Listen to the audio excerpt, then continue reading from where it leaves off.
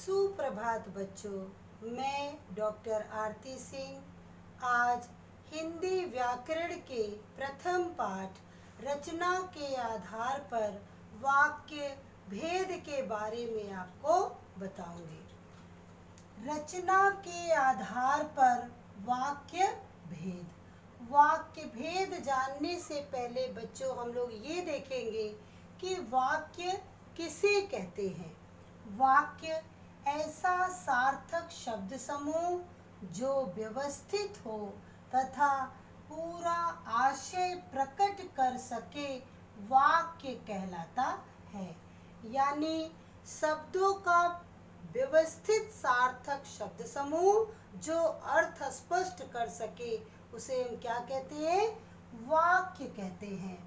रचना के आधार पर वाक्य के 3 भेद होते हैं। पहला सरल वाक्य, दूसरा संयुक्त वाक्य, तीसरा मिश्र या मिश्रित वाक्य। अब हम लोग बच्चों तीनों वाक्यों को एक एक करके स्पष्ट करेंगे। पहला सरल वाक्य। जिस वाक्य में एक ही उद्देश्य तथा एक ही विधेय होता है इसे सरल वाक्य कहते हैं। अब हम देखते हैं बच्चों कि उद्देश्य क्या है और विधेय क्या है। सबसे पहले ये जानना आवश्यक है कि उद्देश्य क्या है और विधेय क्या है। तो उद्देश्य वाक्य में जिसके बारे में बात कही जाए वो आपका उद्देश्य होता है, और उद्देश्य के बारे में जो कुछ भी कहा जाए वो विधेय होता है।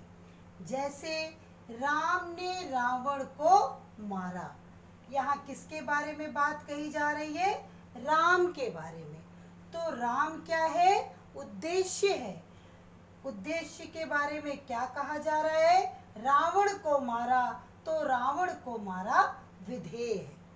दूसरा उदाहरण बच्चों, मोहन पढ़ रहा है।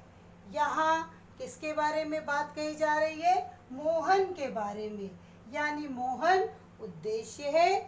उद्देश्य के बारे में क्या कहा जा रहा है कि पढ़ रहा है, तो पढ़ रहा है आपका विधेय है।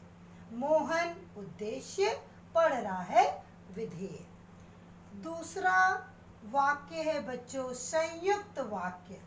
जिस वाक्य में 2 या 2 से अधिक स्वतंत्र उपवाक्य योजक या समुच्चय बोधक अव्ययों द्वारा जुड़े हों उसे संयुक्त वाक्य कहते हैं।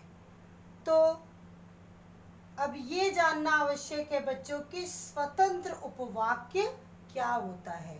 स्वतंत्र उपवाक्य से यहाँ यह तात्पर्य है कि इनका प्रयोग भाषा में स्वतंत्र रूप से किया जा सकता है, और संयुक्त वाक्य में दोनों ही उपवाक्य पूर्ण रूप से समान होते हैं। कोई भी वाक्य किसी से छोटा या बड़ा नहीं होता है, इसीलिए संयुक्त वाक्य को समानाधिकृत उपवाक्य भी कहते हैं। चलिए उदाहरण के माध्यम से हम आपको बताते हैं। जैसे माता जी बाजार गई और बच्चों के लिए खिलौने लाई। माता जी बाजार गई एक उपवाक्य, दूसरा बच्चों के लिए खिलौने लाई दूसरा उपवाक्य। दोनों ही उपवाक्य पूर्ण रूप से स्वतंत्र है और समुच्चय बोधक अव्यय है जो इन दोनों उपवाक्यों को जोड़ने का कार्य कर रहा है। कभी कभी संयुक्त वाक्यों में क्या होता है बच्चों कि समुच्चय बोधक अव्ययों का यहाँ लोप हुआ रहता है। जैसे क्या सोचा था क्या हो गया। यहाँ दोनों ही उपवाक्य दिए हुए हैं, लेकिन समुच्चय बोधक जो अव्यय है जो इन दोनों उपवाक्यों को जोड़ने का कार्य करता है उसका लोप है।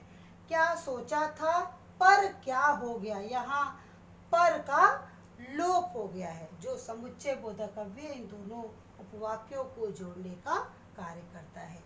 तो आज हमने बच्चों आपको रचना के आधार पर वाक्य के 3 भेद होते हैं, जिसमें से 2 भेद सरल वाक्य और संयुक्त वाक्य को मैंने उदाहरण सहित स्पष्ट किया और ये उम्मीद करते हैं कि आपको अच्छे से समझ में आ गया होगा। तीसरा मिश्रित वाक्य हम अपने वीडियो के दूसरे भाग में आपको बताएंगे।